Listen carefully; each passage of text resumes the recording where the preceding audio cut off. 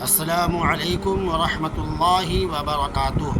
ناظرین، آج ہم مفتی سلمان اظہری صاحب قبلہ سے جانیں گے کہ شریعت نے مسلمانوں کو کھانے کے لیے کون کون سی چیزیں حلال کی ہیں اور کون کون سی چیزیں حرام کی ہیں۔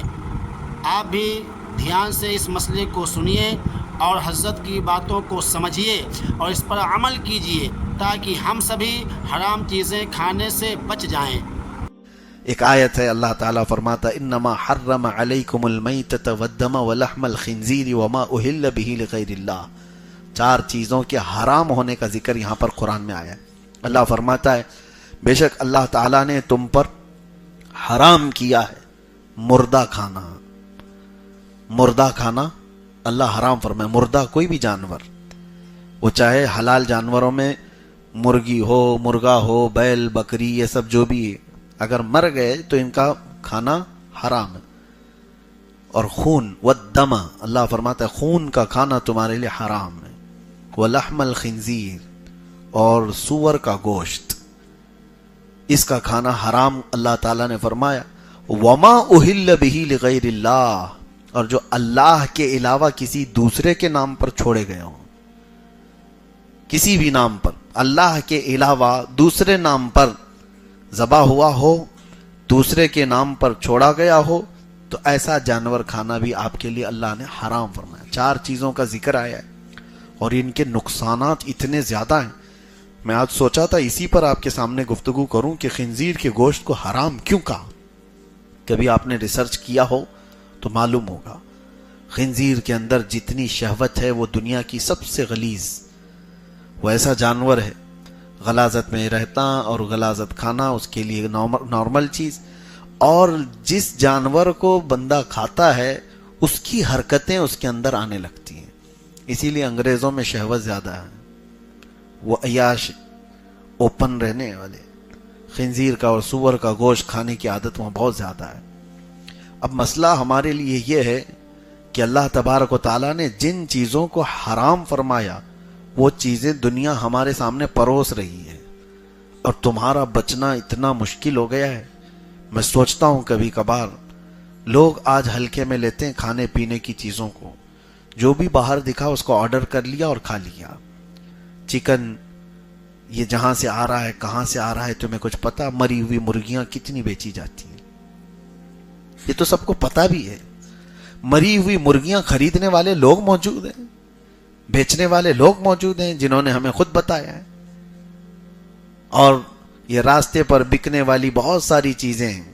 لوگوں کو ایسا لگتا ہے چکن فرائیڈ رائس، چکن شاورما، بس یہ زبان کی لذت ہے جو اس کو حرام کاریوں پر ابھارتی، اور جب حرام لقمے اس زبان سے اندر جاتے ہیں تو یہاں تک فرمایا گیا کہ انسان کے اندر بے حیائی اور برائیاں بڑھ جاتی ہیں، اور یہاں تک کہ قریب ہوتا ہے کہ وہ کفر اور اسلام کے بیچ میں آ جاتا ہے۔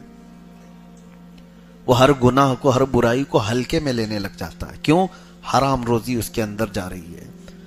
خاص طور پر اس کا یہ 4 چیزیں، اور قرآن میں اللہ نے فرمایا خون کا کھانا حرام ہے۔ کبھی کبھار یہ دیکھا گیا ہے کہ لوگ جو ہے دیہاتوں میں تو خون قصاب لوگ جمع کرتے ہیں ایک کھٹوری میں، اور وہ کلیجی کی طرح بن جاتا ہے، اور اس کو بھی بیچتے ہیں اور اس کو بھی کھاتے ہیں، اس کو بھی بناتے ہیں۔ معاذ اللہ رب العالمین، یہ سخت حرام ہے۔ اور یہ تو چلے آپ کو گھن لگ رہی ہے کہ لوگ کیسے کھٹوری میں خون کو جمع کر کے اس کو کلیجی کی طرح بنا کر کھا لیتے ہیں، لیکن بسا اوقات یہ دیکھا گیا ہے کہ گوشت کے اندر بھی خون لگا رہ جاتا ہے، چکن میں بھی، مرغی کے گوشت میں بھی، اور کئی گوشت میں بھی ایسی کہ ذبح کرنے کے بعد جو بہہ گیا خون، لیکن کچھ خون جمع رہ جاتا ہے اگر وہ کافی بڑی مقدار میں، اور ویسے ہی اس کو پکا لیا تو اس نے حرام پکایا ہے۔ عورتوں کو بھی چاہیے کہ خوب اچھی طرح سے گوشت کو دھلا جائے کہ وہ بچے ہوئے خون کے اثرات بھی اس کے اندر نہ موجود ہو۔ 2 چیزیں ہو گئی، خون کا اور مردار کا۔ اور خنزیر کا گوشت، اس کو آج اتنا عام کر دیا گیا ہے یورپ میں، ویسٹرن کنٹریز میں اس کو عیب بھی نہیں سمجھا جاتا، پورک، اور اس کو الگ الگ کوڈ کے ذریعے سے دنیا بھر میں پھیلایا جاتا ہے۔ اب اس کی چربی کا الگ استعمال ہے، اس کی ہڈیوں کا الگ استعمال ہے، اس کی جلد کا، اس کی سکن کا الگ استعمال ہے۔ تو خنزیر کا استعمال، اس کی فارمنگ دنیا میں سب سے زیادہ کی جاتی ہے. چکن کی فارمنگ تو بہت بعد میں کی جانے لگی، لیکن خنزیر کی، سور کی فارمنگ بہت پہلے سے ہو رہی ہے، اور اس کو بہت بڑے پیمانے پر اس کی فارمنگ ہوتی ہے اور اس کو پروسا جاتا ہے. حضرت سیدنا عبد القاہر بغدادی رضی اللہ تعالیٰ عنہ، آج سے تقریباً 700 سال پہلے کے بزرگ ہیں، ان کی کتاب ہے. انہوں نے بہت سارے آگے کی باتیں ہیں جس کو آپ سمجھتے ہیں بھوشمانی کہتے ہیں، کچھ علماء نے اپنے علم کے ذریعے سے، کشف کے ذریعے سے پریڈکشن کیے ہوئے ہیں. اس میں سے حضرت عبد القاہر بغدادی کی بات میں پڑھ رہا تھا. انہوں نے کہا کہ ہند کے مسلمان ایک وقت آئے گا جب وہ خنزیر کھایا کریں گے. حیرت ہوتی ہے. اور میں یہ ٹاپک پر آج سے تقریباً 8 سال پہلے بیان کر چکا ہوں، اور اس پر بھی چکن پولیٹری والوں نے ہم کو نوٹس بھی بھیجا ہوا ہے کہ آپ نے چکن کو لے کر کے اتنا بولا ہے تو ہمارے بزنس پر اس کو فرق پڑتا ہے، تمہارا حرام بزنس گیا بھاڑ میں. یہ جو مسلمانوں کو جس چیز سے تم پروس کر کے اس کے خلاف بولنے پر تم کہتے ہو کہ ہمارا بزنس نقصان میں آئے گا، فلاں ہوگا، ایسی تو چیزوں کو ہم زندگی بھر بیان کرتے رہیں گے. ہم ہے ہی اس چیز کے لیے کہ مسلمان کو حرام کھانے سے بچائیں. کئی ایسے علاقے ہم نے سنے پیزا اور برگر کے، وہاں پر خنزیر کا گوشت اس میں عام طور پر پروسا جاتا ہے. ہونا کیا چاہیے؟ اب آپ ڈرے تو ہیں، لیکن میرے عزیزو اتنا احتیاط رکھو اپنے کھانے پینے میں، اتنا احتیاط رکھو کہ باہر کے کسی بھی سورس سے آنے والی چیز بغیر تحقیق کے آپ نہ کھائیں. جب تک آپ کو اس کے حلال ہونے کا یقین نہ ہو تب تک آپ نان ویج کو نہ ہاتھ لگائیں. آج کے دور کی آپ کے لیے سب سے بڑی ضرورت ہے. ایک بار کسی کے پیٹ میں حرام لقمہ جاتا ہے تو اس کی نسلوں پہ بھی اثر کرتا ہے. گھر تو گھر، اس کی نسلوں پہ بھی اثر کرتا ہے. بے ادب بچے، بدتمیز بچے پیدا ہوتے ہیں، رزق حرام ہوتا ہے. تو اس چیز کا لحاظ رکھیں. کھانے پینے میں ہمارے حلق سے اترنے والی چیز، گوشت کھانا واجب اور فرض نہیں ہے، فرض نہیں ہے. ہاں بغیر اس کے زندہ بھی رہ سکتا ہے آدمی. تو جہاں ایسی نوبت ہے، کسی ایسی جگہ پر آپ گئے ہوئے ہو جہاں آپ کو لگتا نہیں ہے کہ یہاں حلال طریقے سے ذبح ہوا ہو، تو آپ کو ضروری نہیں ہے کہ فرض اور واجب ہے کہ گوشت کھا ہی کے رہوں گا. لوگ اتاولے ہو جاتے ہیں کہ یہاں یہ نان ویج نہیں مل رہا ہے تو کیسے چلے گا. کیوں نہیں چلے گا؟ کیسے نہیں چلے گا؟ کچھ لوگ بیڑی سگریٹ والے جو بولتے ہیں کہ نہیں 1 گھنٹے بھی نہیں رہ پاتے ہیں، میں ان سے پوچھتا ہوں پھر سحری سے افطاری تک کیسے رہتے ہیں؟ بغیر اس کے رہتے ہیں. نظام تم نے دماغ میں بنایا ہے. اللہ نے جسم کو ایسا بنایا ہے کہ تم چاہو تو اس کو اپنے ہاتھ میں رکھو. تم جس طرح سے اس کو ٹریننگ دیتے ہو یہ جسم ویسا ہی قبول کرتا ہے. تو کھانے پینے میں احتیاط یہ بہت ضروری ہے. اور اخیر میں اللہ نے فرمایا وَمَا أُهِلَّ بِهِ لِغَيْرِ اللَّهِ، اور جو اللہ کے علاوہ دوسرے کے نام پر چھوڑے ہوئے جانور ہیں ان کو بھی کھانا حرام ہے. اب یہ آیت جو ہے اس کو کچھ وہابی لوگ ہمارے اوپر بھی فٹ کرتے ہیں. وہ کہتے ہیں دیکھو قرآن میں یہ فرمایا گیا اللہ کے علاوہ دوسرے کے نام پر چھوڑے ہوئے جو جانور ہیں ان کو کھانا حرام ہے. تو سنی لوگ غوث پاک کے نام پہ بکرے چھوڑتے ہیں، غریب نواز کے نام پر بکرا ہے. یہاں میں آپ کو بتاؤں فرق کیا ہے. کفار و مشرکین کے بارے میں یہ کہا گیا ہے کہ جب وہ ذبح کرتے تھے تو اپنے دیوی دیوتاؤں کے نام پر بلی چڑھاتے تھے، ان کے نام پر کاٹتے تھے. اس کی حرمت قرآن میں بیان کی گئی. اگر کسی بکرے کو بزرگوں کے نام پر ایسی چھوڑا گیا ہے تو صرف اس کو نسبت دی گئی ہے، لیکن جب ذبح کیا جاتا ہے تو بسم اللہ ہی، کبھی غوث پاک کا نام لے کر ذبح نہیں کریں گے. غریب نواز، ارے ہم تو حضور صلی اللہ علیہ وسلم کا نام لے کر کے بھی ذبح نہیں کر سکتے، کسی کا نہیں.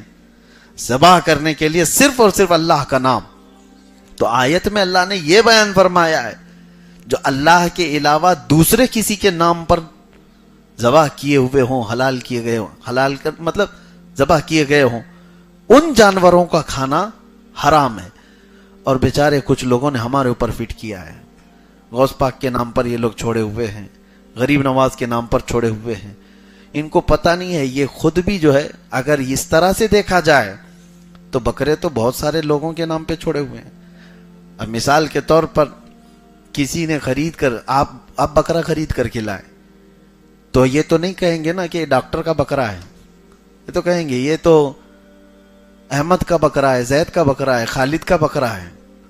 نام تو دیا نا، جس کا بکرا ہے اس کا نام دیا. تو بیچارے یہ وہاں بھی بولیں گے کہ یہ احمد کا بکرا حرام ہو گیا، خالد کا بکرا حرام ہو گیا کیونکہ اس کے نام پر آ گیا. تو دیونار کے سارے بکروں کو کہو اللہ کے بکرے ہیں، یہ نہیں کہیں گے. اور دوسرے یہ تو نام کے بکرے ہو گئے، اور کچھ تو ہوتے ہیں راجستھانی بکرا، پنجابی بکرا، یو پی کا بکرا، تو پھر علاقے کا بھی نام دے دیے تو بھی بکرا حرام ہو جائے. اس کا مطلب سمجھو کہ بکرے کو یا کسی بھی جانور کو کسی غیر کے نام پر ذبح کیا گیا تب وہ حرام ہے. زندگی میں اس کو نسبت دی گئی ہے تو کوئی حرج نہیں، بلکہ وہ نسبت دینے سے ممتاز ہو جاتے ہیں. بزرگوں کے نام سے اگر کسی جانور کو نسبت بھی مل جاتی ہے تو وہ ممتاز ہوتے ہیں. قرآن میں اس کا ذکر ہے، اصحاب کہف کا کتا.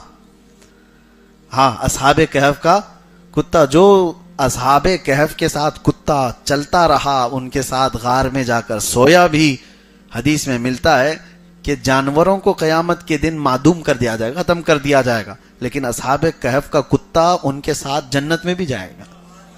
ارے کتا، وہ 7 لوگ یا 8 لوگ جتنے تھے اصحاب کہف، ان کی صحبت اختیار کیا اللہ والوں کی، کتا ہو کر کے جنت میں گیا. اور پھر آپ سوچئے انسان ہو کر اگر اولیاء کی صحبت اختیار کرے تو کیا اس کو اس نسبت کی برکت نہیں ملے گی؟ ہاں، اسی لیے امام اہل سنت فاضل بریلوی رحمۃ اللہ تعالی علیہ کا یہ شعر سمجھو. آپ نے غوث پاک کی طرف نسبت کرتے ہوئے کیا کہا تھا؟ کیا دبے جس پہ حمایت کا ہو پنجہ تیرا. یعنی سرکار غوث پاک آپ کا پنجہ، یہ پنجہ ہوتا ہے، ہاں، کیا دبے جس پہ حمایت کا ہو پنجہ تیرا. سرکار غوث پاک آپ کا پنجہ جس کے پیٹھ پر ہو، آپ کی حمایت جس کے ساتھ ہو، وہ دب کیوں سکتا ہے؟ وہ کبھی کسی سے دبے گا؟ نہیں دبے گا. کیوں؟ ایک واقعہ بتاتے ہوئے اعلیٰ حضرت کہتے ہیں شیر کو خطرے میں لاتا نہیں کتا چہرہ. خطرے میں لاتا نہیں مطلب ڈینجر کا مطلب نہیں ہے، خطرہ خاطر میں لاتا نہیں، یعنی دل پہ ذرا برابر پرواہ بھی نہیں کرتا کہ سامنے شیر کھڑا ہے. کون؟ دربار غوث کا کتا. واقعہ تھا کہ آپ کے دربار پر ہڈیاں کھا کر پلنے والا ایک کمزور کتا سرکار غوث پاک رضی اللہ تعالیٰ عنہ کے ہاں اور لنگر کا کھا کر کے پلتا تھا. اس محلے میں حضرت احمد جام ایک بزرگ تھے بغداد کے، وہ شیر کی سواری کرتے تھے، اور وہ جس محلے میں جاتے تھے ایک گائے کی قربانی دینی پڑتی تھی. باری باری ان کا شیر جاتا تھا. غوث پاک کے محلے میں جب پہنچا تو انہوں نے قاصد بھیجا کہ جاؤ ان کے لنگر سے ایک گائے لے کے آؤ ہمارے شیر کے لیے. لوگ آئے، غوث پاک سے کہا، آپ نے منع نہیں فرمایا، کہا لے جاؤ لنگر سے ایک گائے ان کے شیر کے لیے. لے کر کے گئے. اب میں یہاں گائے کا ذکر کر رہا ہوں کہیں اس کو کنٹروورشل نہ بنا دیا جائے. ہاں بھائی، وہ شیر کھا رہا تھا تو شیر کے لیے وہاں بھیجا جا رہا تھا، ہمارے لیے نہیں ہے. تو غوث پاک رضی اللہ تعالیٰ عنہ نے لنگر سے گائے کو بھیج دیا، لیکن ساتھ میں وہی کمزور کتا بھی پیچھے پیچھے چل پڑا. وہ چلا اور اس کے بعد جیسے ہی بھوکا شیر گائے پر جھپٹ رہا تھا، دم زدن میں دنیا نے دیکھا کہ یہ لاغر کمزور کتا چھلانگ لگا کر اس شیر پر حملہ آور ہوا اور دم زدن میں 2 ٹکڑے کر کے رکھ دیا. کبھی ہوتا ہے ایسے؟ شیر کو یہ کتا پھاڑ کر کے رکھ دیا. احمد جام جو بزرگ سواری کرتے تھے وہ کھڑے ہو گئے، دیکھنے لگے کہ ایک لاغر اور کمزور کتا میرے شیر کو شکار کر گیا. پھر پوچھا یہ کہاں کا ہے؟ لوگوں نے بتایا دربار غوث کی ہڈیوں پر پلتا ہے. اب یہی بات ہے، یہ نسبت کی بات ہے. تم یہ مت دیکھو کہ یہ کمزور ہے، لاغر ہے، یہ دیکھو کہ نسبت کہاں سے رکھتا ہے. ہم بھی اسی لیے فخر سے کہتے ہیں یا سرکار غوث پاک کی بارگاہ میں تجھ سے در، در سے سگ، اور سگ سے ہے مجھ کو نسبت. میری گردن میں بھی ہے دور کا ڈورا تیرا، اس نشانی کے جو سگ ہیں نہیں مارے جاتے، حشر تک میرے گلے میں رہے پٹا تیرا. اللہ تبارک و تعالیٰ یہ نسبتیں سلامت رکھے. تو آیت میں جو بتا رہا تھا اس میں 4 کا ذکر تھا کہ مردہ کھانا، خون کا کھانا، سور کا گوشت کھانا، اور اللہ کے علاوہ کسی دوسرے کے نام پر ذبح کیا ہوا کھانا یہ حرام ہے. اس کی حکمتیں بہت زیادہ ہیں، وہ ایک شارٹ ٹائم میں بیان کرنا پاسبل بھی نہیں، ممکن نہیں ہے. بہرحال ان چیزوں سے بچیں، رزق کا خاص طور پر اہتمام ہو. آج کے دور میں دیکھ نہیں رہے لوگ پیشاب کی پولیتھین بیچنے پر آ گئے. ہاں، گائے کا پیشاب بیچ رہے ہیں کہ نہیں بیچ رہے ہیں، اور وہ بھی بڑے اچھے ایڈورٹائز کے ساتھ. اور یہ گوبر بھی بیچ رہے ہیں، یہ پتہ نہیں یہاں پر ہی ہے. اور لوگ اس کی بھی تعریف میں ایڈورٹائز کرنے والے لوگ کیسے آتے ہیں معاذ اللہ. یہ اس کو دھارمک بنا کر کے جس طرح سے حالات ایسے بدل گئے ہیں تو کل کو ہمارے بچوں کے لیے یہ سب چیزیں کامن نہ بن جائیں، یہ سب چیزیں عام نہ ہو جائیں. اسی لیے ڈراؤ کہ حرام روزی کی طرف تمہارا ہاتھ بھی نہیں جانا چاہیے. اللہ تبارک و تعالیٰ کہنے سننے سے زیادہ عمل کی توفیق عطا فرمائے.